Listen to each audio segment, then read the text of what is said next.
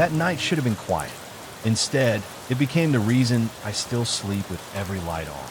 My roommate had left town 2 days earlier to visit his parents, and I finally had the apartment to myself. I've always been a night owl, so around midnight I was sprawled across the couch, half drunk on cheap beer, watching TV in the dark glow of the living room.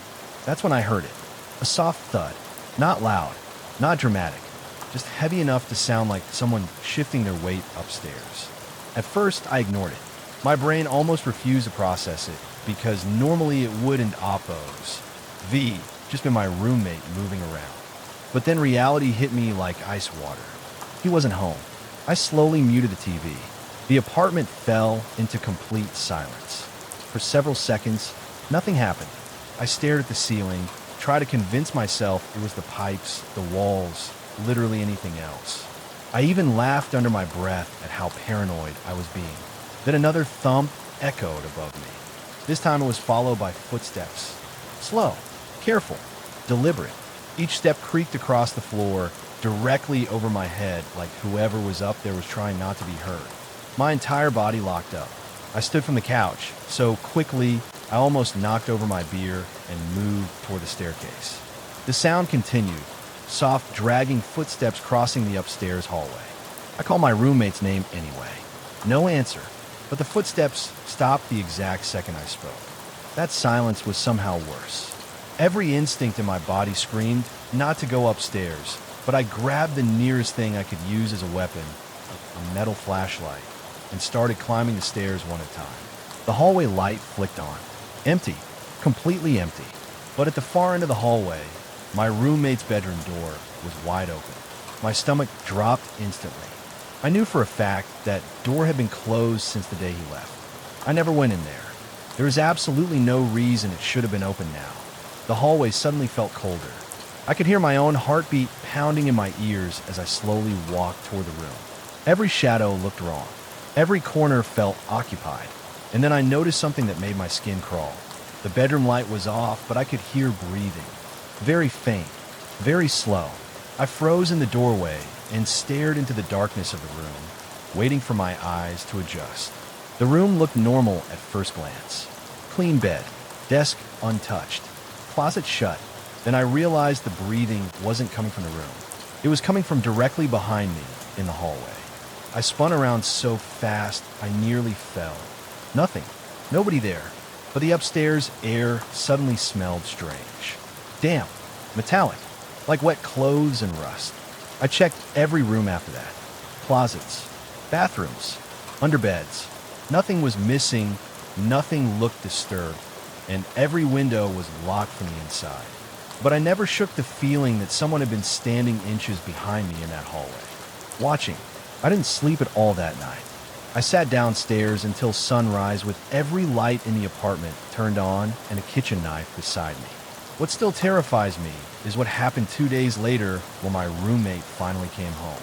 The first thing he said to me was, "Why did you open my bedroom door?" I told him I didn't. That's when his face changed, because taped to the inside of his closet door was a note he swore hadn't been there before. 3 words written in black marker. I waited upstairs. The forest went silent the moment I realized I wasn't alone. Back at the campsite, the last light of sunset bled through the trees, turning the lake orange and black like a warning flare on a battlefield. The beach was empty now. The other campers had cleared out hours earlier, leaving me completely isolated deep in the Utah wilderness. At first, it felt peaceful. Then I saw him, beyond the shoreline, just past the edge of the forest. A figure stood motionless between the trees, watching me. He was too far away to make out clearly, but I could tell it was a man. Tall, still, unnaturally still, the kind of stillness that immediately sets off alarm bells in your head. And the worst part was, he wasn't looking around the woods. He was staring directly at me. The second our eyes met, he slowly turned and disappeared deeper into the trees without making a sound. A cold wave of dread hit me instantly. I tried convincing myself it was harmless. Maybe he was one of the campers who forgot something. Maybe a hiker cutting through the area. But something about the way he stood there, silent, hidden, observing, felt deeply wrong. Like he'd been watching for a while. I climbed out of the water and headed back toward my tent, keeping my eyes locked on the tree line the entire time. Every shadow suddenly looked like movement. Every gust of wind through the branches sounded like footsteps advancing through enemy territory. I dried off quickly and cooked a small meal, but even while eating, I kept scanning the woods around me like a soldier expecting an ambush. An hour passed. Nothing. No movement. No sign of the man. Eventually, I convinced myself I was overreacting. The night sky slowly filled with stars, and for a while the tension faded. I sat near the dying fire, listening to the wind sweep through the mountains. It should have been calming. Instead, it felt like the calm before an attack. A few hours after sunset, exhaustion finally caught up to me. I crawled into my tent, zipped it shut, and collapsed onto my sleeping mattress. I fell asleep almost immediately. But when I woke up later that night, something felt wrong. Not loud wrong, silent wrong. The inside of the tent was pitch black. The only sounds were insects chirping outside and the occasional breeze brushing against the tent walls. I laid there motionless for several seconds, trying to understand what had pulled me awake. Then my eyes slowly adjusted. I could barely make out the outlines of my backpack and gear scattered beside me. And then I saw it. The tent flap was partially open. At first, my exhausted brain couldn't process what I was looking at. I just stared at the dark, opening frozen in confusion. Then I noticed a shape. Someone was crouched outside the tent, watching me through the opening. For 4 or 5 horrifying seconds, neither of us moved. My heart hammered so violently it felt like it would burst through my chest.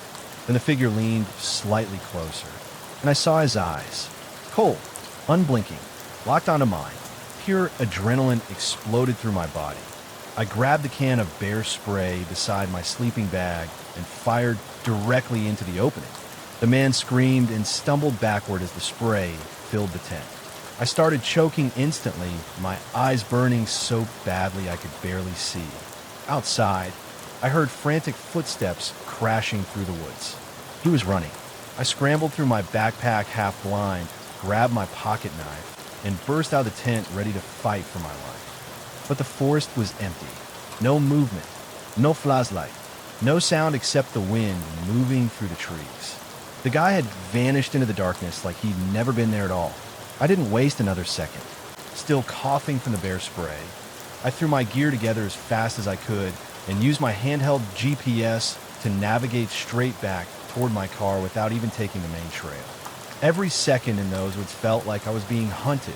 By the time I reached the road, my eyes were on fire and my hand was shaking uncontrollably.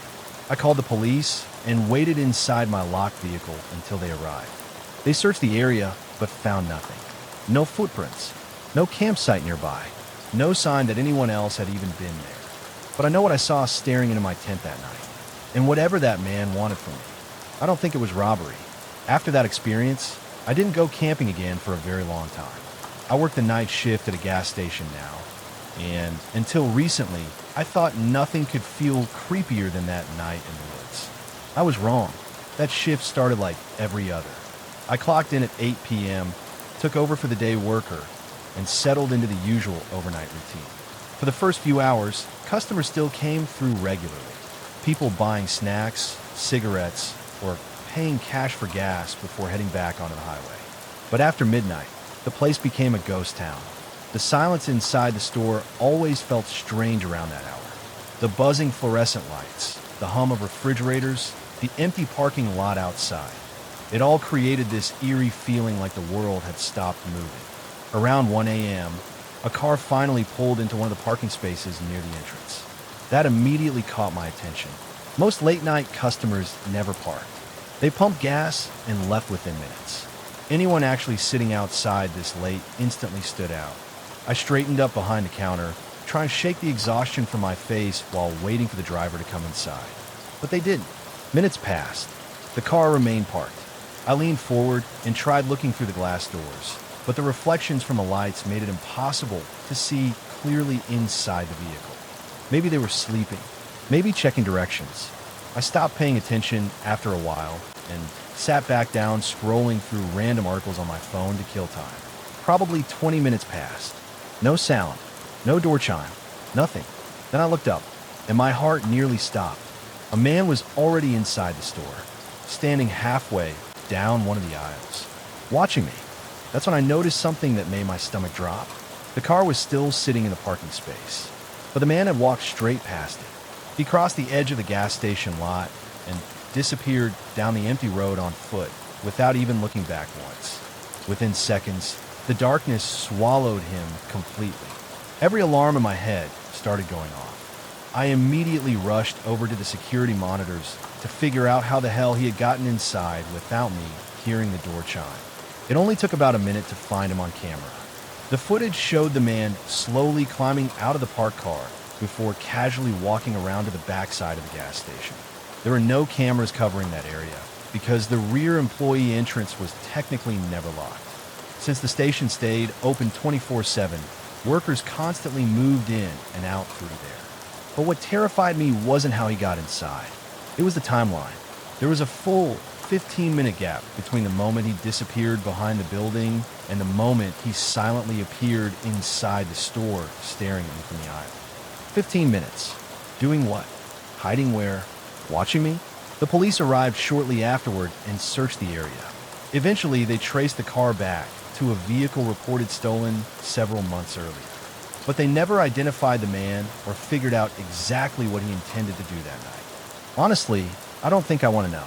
The way he kept glancing at me from those aisles felt calculated, like he was building up the nerve to do something terrible before suddenly changing his mind at the last second.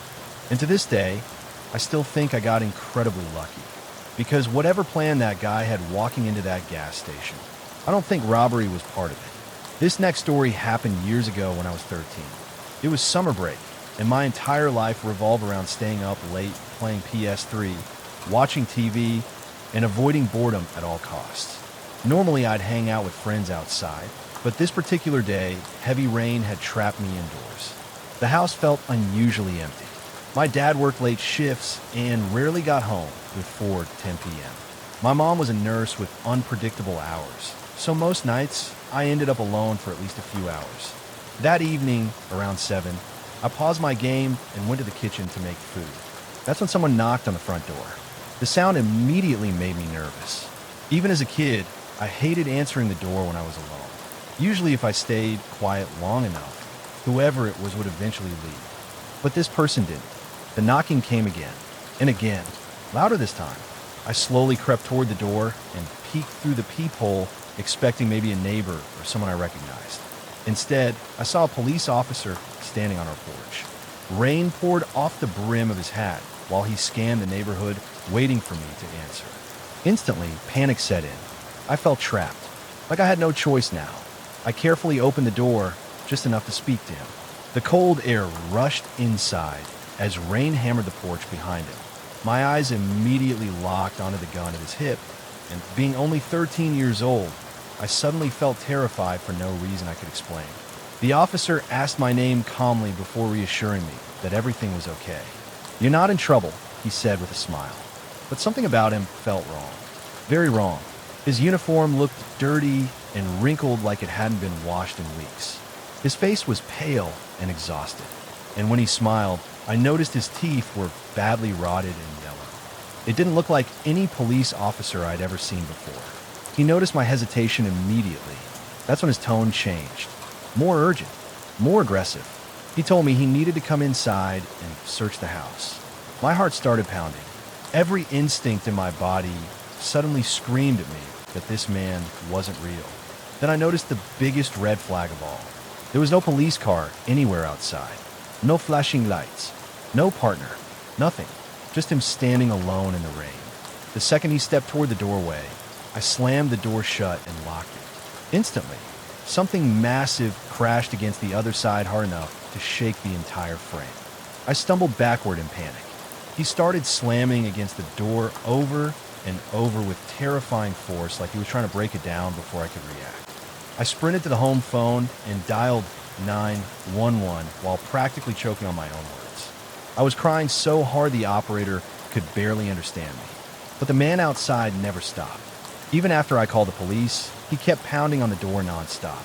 Then finally, after what felt like forever, Flashing red and blue lights lit up the front windows. Real police had arrived. I could hear the man outside desperately trying to convince them he was an officer too, but it obviously didn't work. They arrested him right there on our porch. For years, my parents refused to tell me exactly what he had been charged with. But when I got older, they finally admitted the truth. During interrogation, the man confessed he had planned to kidnap me. Sometimes I still think about how close I came to opening that door all the way. And honestly, I don't think I would have ever been seen again. My name is Leo, and I work the closing shift at a small pizza shop in my hometown. Most people think working in a pizza place is harmless. After one particular night, I stopped believing that. I don't do deliveries or anything like that. My job is mostly inside work, making pizzas, cleaning stations, organizing ingredients, and handling all the closing duties after everyone else leaves. Normally, my interactions with customers are pretty limited because the younger employees handle the register and phones during the busy hours. But on weekdays, they clock out at 11 p.m. The shop doesn't close until 12:30, meaning for the final hour and a half every night. I'm completely alone. That Monday started normally enough. Orders slowed down around 10:30, and after my coworker left at 11, I started cleaning up for closing. The restaurant became eerily quiet except for the hum of refrigerators and the occasional passing car outside. Then the phone rang. I remember actually praying it wasn't a last-minute order. I answered with the usual tired greeting. "Thanks for calling. How can I help you?" Silence. A long, quiet pause. Then the caller hung up. I muttered a few annoyed insults under my breath, assuming it was just kids making prank calls, and headed back into the kitchen. But less than 30 seconds later, the bell above the front door rang. I froze. The timing immediately felt wrong. I walked back toward the front counter slowly, and that's when I saw him. A man was standing perfectly still inside the restaurant. He wore a heavy dark coat despite the warm weather outside, and most of his face was hidden beneath a black hood pulled low over his eyes. But what disturbed me most was the fact that he was smiling. His hood hung low over messy, unwashed hair, casting half his face in a shadow beneath the harsh fluorescent lights of a pizza shop. But it was his eyes that immediately put me on edge. Dark circles hung beneath them like bruises, as if he hadn't slept in days. Yet somehow his eyes were stretched unnaturally wide open, intense, locked onto me without blinking. The kind of stare that makes your survival instincts quietly start screaming. "How can I help you?" I asked cautiously, keeping a few feet of distance between us and the counter. The man didn't answer right away. He just stood there staring. Then, in this slow, unsettling voice that sounded almost rehearsed, he finally said, "I'd like to place an order right now." Something about the way he said it made the entire restaurant suddenly feel colder. It wasn't normal. Nothing about him was normal. I forced myself to stay calm and asked what he wanted to order. But the second I spoke, he almost looked confused, as if he hadn't expected me to continue the conversation at all. His eyes never left mine. Not once. The silence stretched uncomfortably long while he struggled to answer. I glanced away for just a second, partly out of nervousness, and that's when I saw it. His hand was halfway inside his coat pocket, wrapped around a knife. At first, my brain refused to process it. It looked like a standard kitchen knife, the kind you'd use at home to cut meat or vegetables. I think he was trying to conceal it, but the handle was clearly visible, and part of the blade reflected against the overhead lights from inside his jacket. My stomach instantly dropped. Every ounce of blood drained from my face so fast I thought I might pass out right there behind the counter. When I looked back up at him, his expression had completely changed. No smile, no emotion, just those wide, sleepless eyes staring at me like he was deciding something. The entire restaurant suddenly felt silent except for the buzzing lights overhead and my own heartbeat hammering in my ears. Then, the front door opened. The bell above it rang loudly enough to make both of us flinch. A random customer walked inside. The moment he stepped through the entrance, he immediately sensed something was wrong. He slowed down awkwardly, stumbling over his words as he looked between me and the man standing at the counter. And in that exact moment, everything changed. The man with the knife glanced toward the customer, then back at me. For one terrifying second, I thought he was about to pull the knife out completely. Instead, he suddenly turned and walked straight past the customer without saying a word. Then he disappeared out the front door. The second he left, I grabbed the phone and called 911 with shaking hands while trying to explain what had just happened. The other customer stayed with me, and together we watched through the front windows as the man calmly climbed into his car. Then he sped out of the parking lot and vanished into the night. Police searched for him afterward, but they never found anyone matching the description. And honestly, the more I thought about the situation afterward, the more horrifying it became. I truly believe he had been watching the restaurant before he came inside. The prank phone call suddenly made perfect sense. He probably parked outside first and called the store while watching through the windows. The moment he heard my voice answer the phone and realized I was alone for the night, that's when he came in armed with the knife. And if that random customer hadn't walked through the door at the exact moment they did, I honestly don't know if I'd still be alive to tell this story. What terrifies me most is the look in his eyes before he left. It didn't look like panic. It looked like frustration, like someone whose plan had just been interrupted at the last possible second. I still work at the pizza shop sometimes, but every night around closing, whenever the phone rings unexpectedly and the store is empty, I still feel my chest tighten, because part of me is always terrified that one night he'll come back to finish what he started.